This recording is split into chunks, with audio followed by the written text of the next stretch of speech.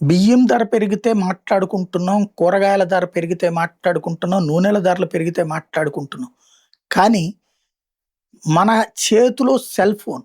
అన్నం ముఖ్యం, ఆహారం ముఖ్యం. కానీ సెల్ ఫోన్ ముఖ్యం గాదు.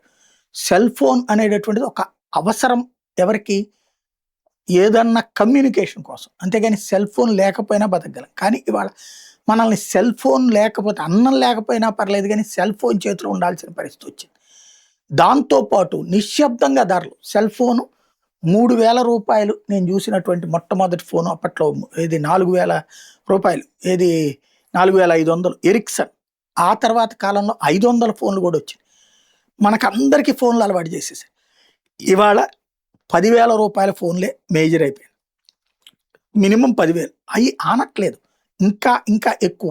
ఎంత ఎక్కువ పెడితే అంత గొప్పగా అన్నటువంటి స్టేజ్‌కి వచ్చినటువంటిది. ఇప్పుడు గూగుల్ తన పిక్సెల్ సిరీస్‌ని సరికొత్త స్మార్ట్ ఫోన్లని బుధవారం విడుదల చేసింది.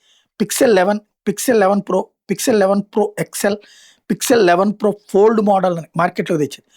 అధునాతన కెమెరాలు, ఏఐ ఫీచర్లు, కొత్త చిప్‌సెట్‌లతో ఈ మోడల్ రూపొందించారు. ఈ సిరీస్‌లో కొత్త టెన్సర్ G6 చిప్‌సెట్‌తో పాటు టైటాన్ M3 సెక్యూరిటీ చిప్‌ను కూడా ఉపయోగిస్తున్నారు.